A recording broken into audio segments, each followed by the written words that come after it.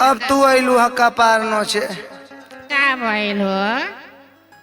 आ सुना तरु तो तू सुन ल आगे पूछी हम तब। सुनाव। अरे सावन में बाबूजी विदा न कैले, अरे हमर बढ़ल परेशानी हो। सुना तारू हो?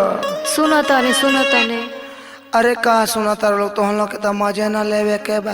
अरे नहीं बहने तनी बोला बोला आखिर कहबू ना तो कैसे जानल जाई हो? अरे सावन में बाबूजी विदा न कैले, अरे हमर बढ़ल परेशानी हो। हमारा बालमुआ के घर हो न बाटे छुआ तमलई से पानी हो।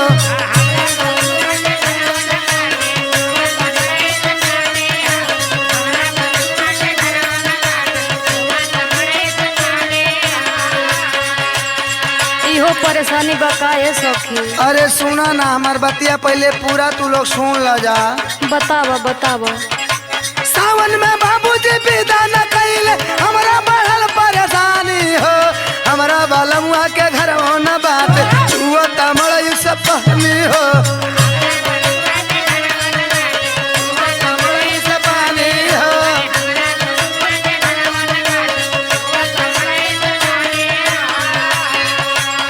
अरे ई का कहतर हुए सखी। अरे सखी मत कह, बाबूजी के रहन से हमार माथा फाटता।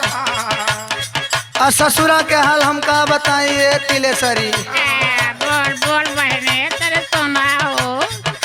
अरे फूल के नवा जब पूछा तरु तो सुना सा। सुनाओ हमारा ससुरारी का हाल सुन लो सा। सुनाओ बहने तनी सुनाओ। एक गो घर में भैंस बना ले, अगना में बने खाना। बड़ी परेशानी बा ये सखी। हाँ ये सखी।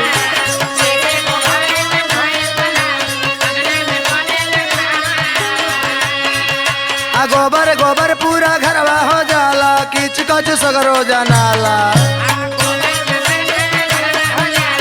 बड़ी कचड़वा मचल रहेला।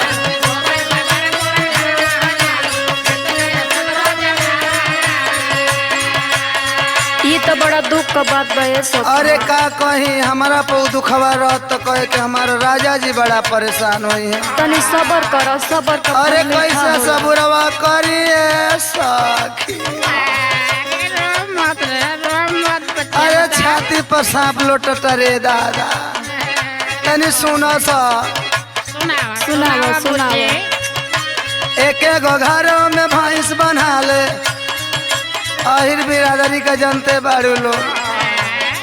जब ना आहिर का द्वार पर 5 गो भैंस ना रहे सब द्वार का हाला हो। जब ना गणेरी के घरे भेड़ी ना रहे सब गणेरी कहाई। ये हाल बा। हमने कहा अपन रवैया से परेशान बानी जा। तनी हमार दुख सुना लो। सुनाओ। एक गो घरों में भैंस बना ले, अगना में बने खाना।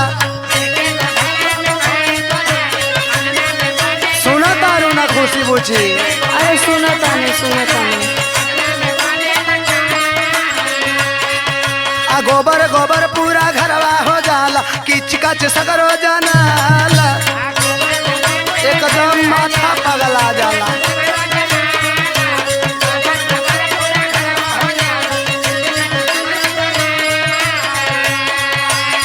अच्छा ही बताओ ये सखी। का हो? कहाँ तो लोग सुते लो? आये दादा ई का पूछ दिलू। जब पूछा तारू तो करे जा हच हच फाटता।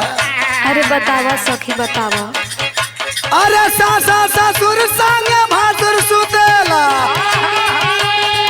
अरे ननद और जेठानी हो। अरे हमारा राजा जी तड़प तड़प घुलट घुलट के रात बितावेले।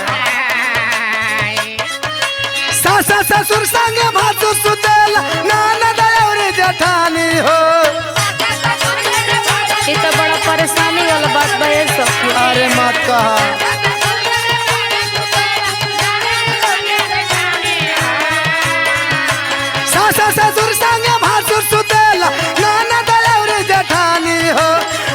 बलमुआ के घर हो न बात छुअता मड़ई से पानी हो हमरा बलमुआ के घर हो न बात छुअता मड़ई से पानी हो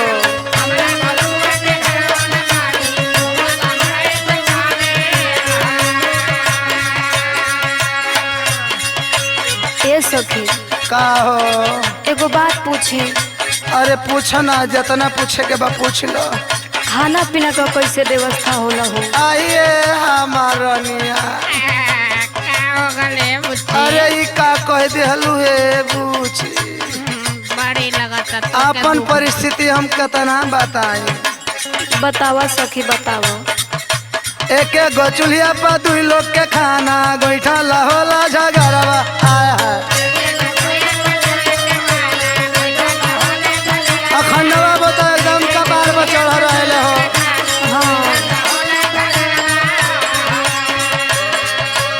जान लो कि हमार परिवार बड़ा लंबा चौड़ा है। विशाल बोल गे ठानेली रमेश बोल गे ठानेली मुकेश सम्राट बोल गे ठानेली अखिलेश कभी वो तो तसलिए के दौड़ जलिए दादा।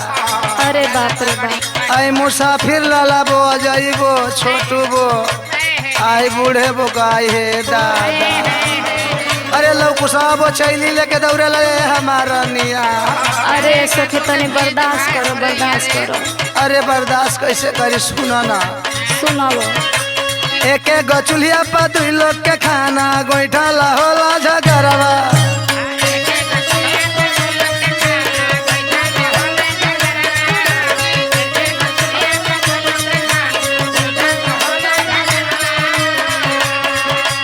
अरे तिले सारी अरे हमरे राजा जी का हाल मत पूछ रे। तनी बता दे अरे तो जान ले कि एकदम शुद्धि गाये हमें उनकर तो बड़ा दुर्दशा हो। बता बता फोड़े सारे मोर मन सदुआ तक बहू न बोले देवरा खोजेला रगरवा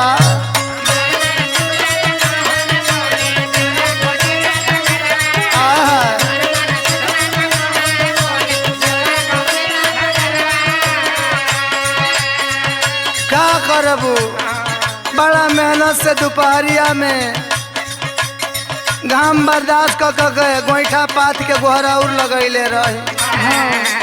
चार गो दया दिन ऐसा छोड़ा के खांची खांची लेके अपना घर में गांच देली सो।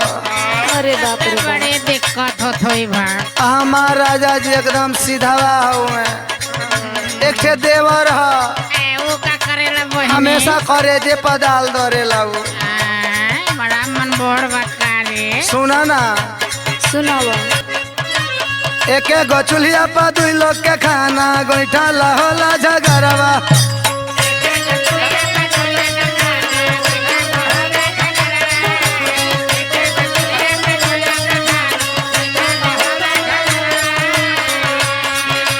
मोर मन से दुआ तक बहू न बोले देवरा खोजेला रगरवा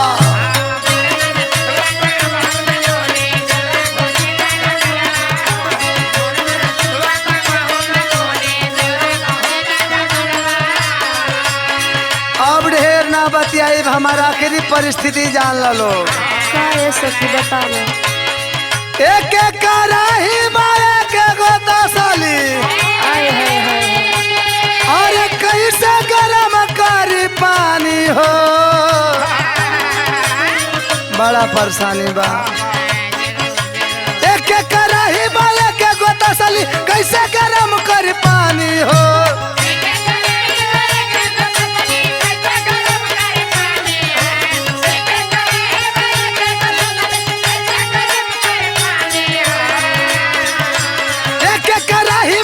कैसे गरम कर पानी हो हमरा बलमुआ के घर न बात छुआ मड़ई से पानी हो।